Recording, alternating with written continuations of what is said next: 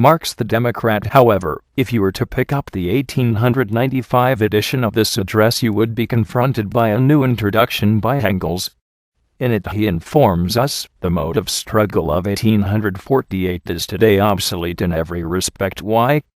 Simple. They, the German workers, rendered a second-rate service to their cause. They supplied their comrades in all countries with a new weapon, and one of the sharpest, when they showed them how to make use of universal suffrage. He quotes Marx on how voting had been transformed by them from a means of deception, which it was, into an instrument of emancipation. We are not so crazy as to let ourselves be driven to street fighting in order to please them, the bourgeois, says Engels in 1895. However, in Marx's 1869 critique of the Gotha program, and in an 1879 letter by the two to B. Bale, the German Social Democratic Party is savagely attacked for supporting parliamentary elections. We cannot therefore cooperate with people who openly state that the workers are too uneducated to emancipate themselves. Confused?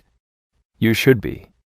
Marx and Engels are about as consistent in their writings on the state as a Labour Party manifesto, and at many stages actually sound like such a manifesto.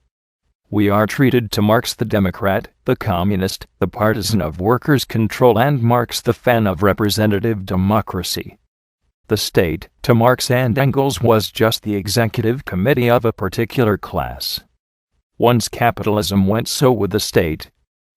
Do away with capitalism, and the state will fall by itself, says Engels, on authority. Tragically, he was wrong. As we shall see, Marx's and Engels' ambiguity on this springs from deeper problems. In fact, there are major problems in their whole conception of socialism. What is socialism? The anarchist answer to this question is that socialism, at base, must be about freedom. A society run collectively to maximize the amount of choice available to the individual. A society based on satisfying the needs and wants of many and not on the profit of the few, with full participation at all levels. A revolution is a conscious act by workers to liberate themselves from the constraints of class society. It is a subjective act. There is a fundamental contradiction in Marxism between subjective and objective. Humanity, according to Marx, goes through a series of distinct historical stages based on ever-increasing levels of production. Certainly it is true that the level of production in a given society does determine the range of possibilities open to those trying to change it. However, Marx tends to reduce all human development to this single cause. Just as feudalism gives way to capitalism, so capitalism gives way to socialism. He leaves out or minimizes the importance of other variables, like the role of political institutions, culture, ideology, and individuals. To Marx, all these subjective things are totally conditioned by the objective conditions of economic development. Social and political systems rise and fall because of their ability or inability to materially improve the life of their populations.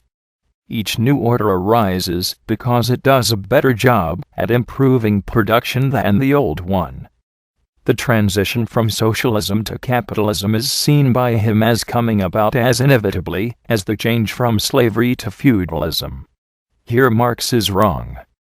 For the first time in history, a transition from one social system to another requires mass participation.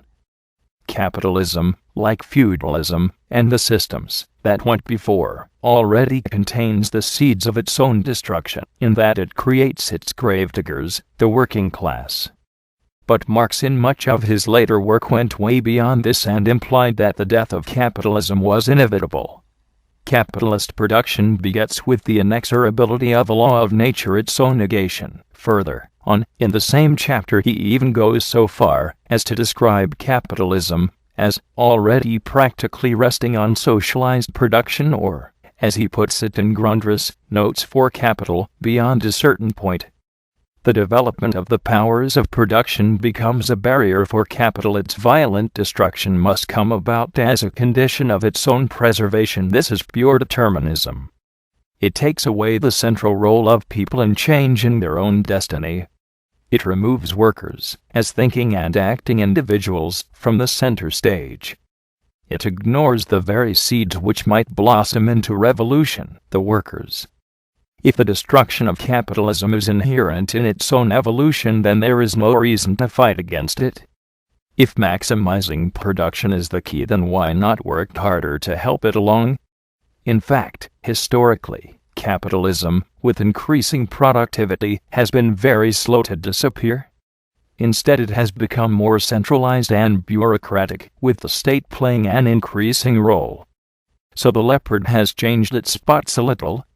But the monopoly capitalism of today has no more resemblance to socialism and the free enterprise capitalism of Marx's time.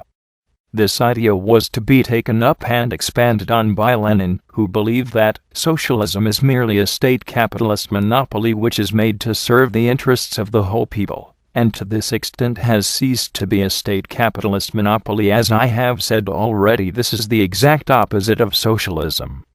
Socialism is about freedom and collective participation, not some bureaucratic dictatorship or state capitalism. Bakunin is particularly good on the topic of scientific socialism. History is made, not by abstract individuals, but by acting, living, and passing individuals. He opposed the idea of the political scientists leading humanity by the nose to an enlightened dictatorship. What I preach then is, to a certain extent, the revolt of life against science, or rather against the government of science, not to destroy science, that would be high treason to humanity, but to remand it to its place, so it cannot leave it again. It is worth noting, to be fair, that the young Marx did consider the subjective element, especially in works like his 1844 economic and philosophical manuscripts, where he declares that the political form of the destruction of private property will be universal human emancipation. However, the later writings of Marx and Engels concentrate more and more on the outcome of capitalist development, and less on how to win workers to revolution. This, combined with a blind respect for authority, leads Marxism to be a great recipe for incipient dictatorship, even assuming the best intentions of the two authors. The political ideas of Marx and Engels, despite their excellent economic analysis of capitalism, are ambiguous and contradictory.